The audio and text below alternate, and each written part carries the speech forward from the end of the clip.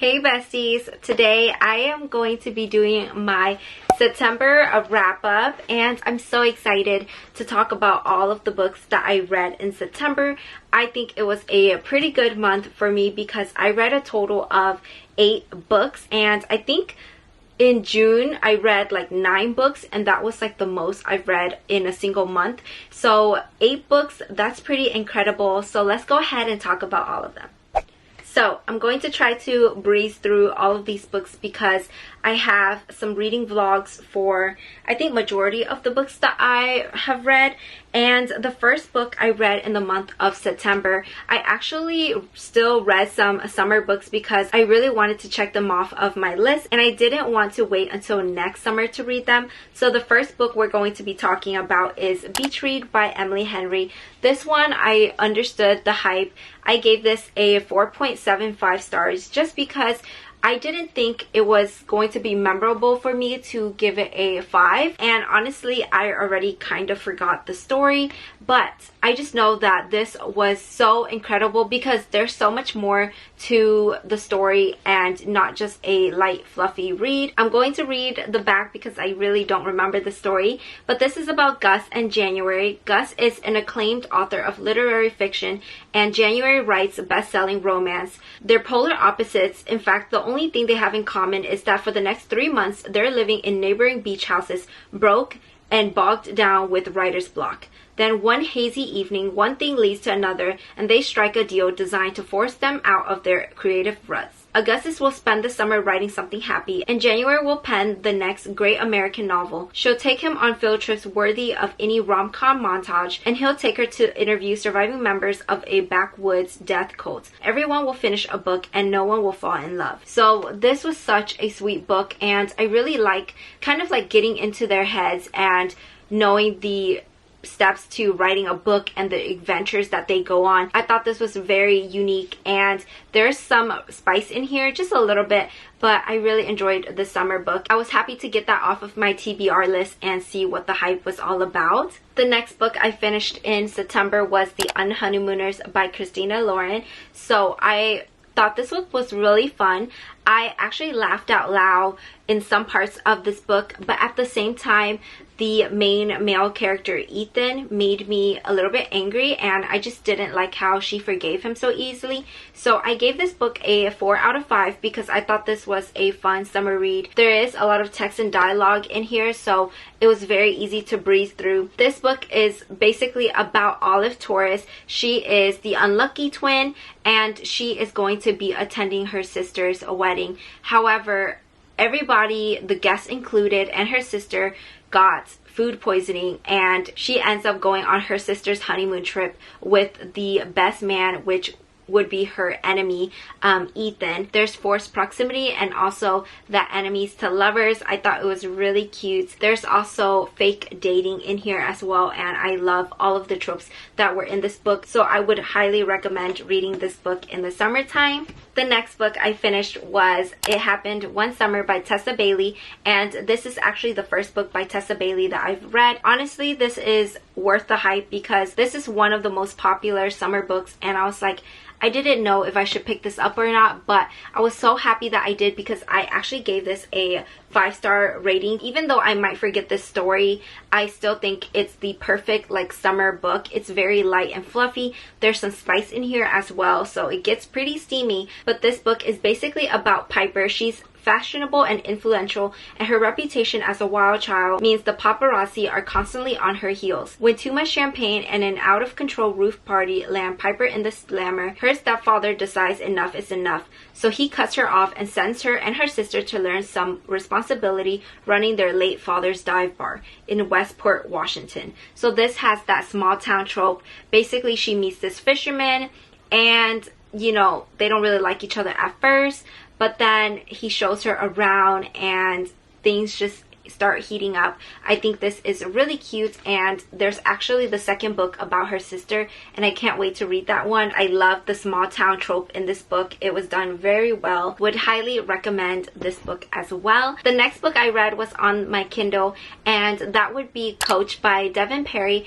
I actually gave this book a 3-star rating. I thought it would be a little bit more interesting, but I just didn't think the plot was that gripping to me, so it lacked there. And basically this book is about the two of them kind of knew each other back then. Now he's a single dad. He moved back to Montana to be a coach, and she's working there, and you know, things just start picking up where they kind of left off, and I thought it would be a little bit steamier. I thought the story was basic and kind of predictable, but I would still recommend it a little bit of spice, so that's why I gave this a 3-star rating. And anything that I give a 3-star is something that I would at least recommend to you guys. It was still a good book, but it wasn't as enjoyable as I had hoped it would be. And then the next book I read was also on my Kindle, and that was Birthday Girl by Penelope Douglas. And you guys, I really like this book. It was the first Penelope Douglas book that I've read, and honestly I don't know if I would be into reading the other books by her, just because I think they're like dark romance books, and I'm not ready for all of that yet. But this one I really enjoyed because my birthday was in September, so I thought it would be the perfect time to pick up this book, and I was reading this on a flight. So this book didn't disappoint, because this book was basically about Jordan. She's actually 19 and she's dating, I already forgot the guy's name, but basically she moves into his dad's, Pike's, house. She's living there rent-free. As long as she would cook and kind of take care of herself, then it would be cool. And along the way things just start heating up between her and Pike. There's so much more to the story. You have to read this book to kind of understand. So it was pretty spicy, and I can't stop thinking about it. I don't know if it was because it was around my birthday time, but it was just the perfect read. I gave this a 4.5 stars because I initially gave it a 4, but now that I keep thinking about it, I think it's like a 4.5. I wouldn't give this a 5-star rating just because I don't mind the age gap, but his friends were kind of like admiring her or like checking her out, and like this girl is 19, so I thought that was a little bit weird. But I would highly recommend you reading this book around your birthday because it's just more, I don't know, it's more fitting. The next book I read was Before I Do by Sophie Cousins, and I was actually disappointed by this book. I ended up giving this a 2-star rating. I thought that there would be more to the story. I found it a little bit messy, and there's like different timelines in this book, so it was a little bit confusing just going back and forth. I also think this book, yeah, it's in third person, so I didn't really enjoy that. Basically, this book says, ahead in the stars, Audrey is about to marry down-to-earth Josh. Though they are polar opposites, they have a healthy, stable relationship. Josh is just what Audrey needs, but romance should be unpredictable and full of fireworks. Audrey's found herself wondering if Josh really is the one. So when Josh's sister shows up to the rehearsal dinner with Fred, Audrey's what-if guy, the man she met 6 years ago and had one amazing day with, Audrey finds herself torn. Surely Fred's appearance the night before she is due to get married can't be a coincidence. And when everything that could go wrong with the wedding starts to go wrong, Audrey has to ask herself, is fate trying to stop her from making a huge mistake? Or does destiny have a really twisty sense of humor? So this book sounds really good, but when I read it, I don't know, it was a little bit disappointing. I'm just glad that I checked this book off because I bought this early on when I started reading again. I liked the concept of this book, but I just didn't like that she only knew Fred for like a day, and then also I didn't think there was a connection between her and Josh. So that's why I was like, I probably would have DNF'd the book, but I had to read that book for a video. And then I also was disappointed by Simmer Down by Sarah Smith. I thought this would be a cute summer book to read. It has the enemies to lovers, but it was just very quick. Like, it was like a 180 turn, and I just didn't see the build up. I didn't really connect to it. This has some spice in it as well. This book is about Nikki DeMarco. She owns a food truck with her mom and she serves like Filipino dishes in Maui. Then Callum comes along with his British food truck and he and his brother are serving, but he's like parked next to her truck and she's like, you're not supposed to do that around here. And so they are like enemies and they basically are going to enter a food truck competition and the winner will get to keep the spot. There is more to the story and they end up kind of like falling for each other. I liked the story, but at the same time, I just didn't really enjoy it. So I gave this book a 2.5 stars. Again, I'm glad that I got to check another book off of my TBR list. And then the last book I read in September was Finlay, Donovan is Killing It. I thought this book would be more of a light-hearted, funny mystery read, but I didn't find this book to be funny. And I was a little bit disappointed as well because I saw people reading this book and they were actually laughing, but I didn't laugh when I was reading this book, so I was like, did I miss something?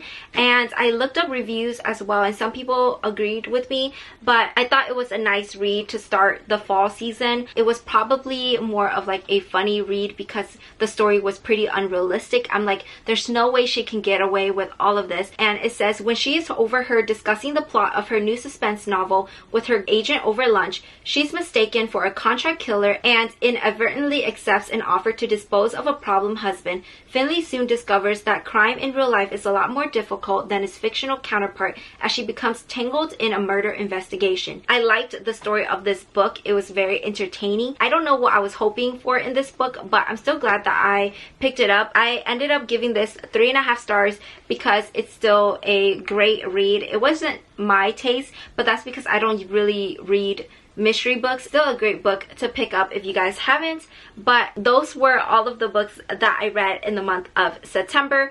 I had a decent month, so just keep in mind that even though I read like 8 books in September, some of these books weren't the best books that I've read. So that tells you that as long as you guys are reading books that you're enjoying, I think that is a success. But I'm really happy that I got quite a few books checked off of my TBR because every day it's growing and there are so many books that I'm looking forward to reading in October. I hope everyone will have a better reading month next month. Let me know your favorite September read down below and the book that you're looking forward to reading in October. But that's all I have for today. Thank you so much for watching and I will see you guys in my next video. Bye!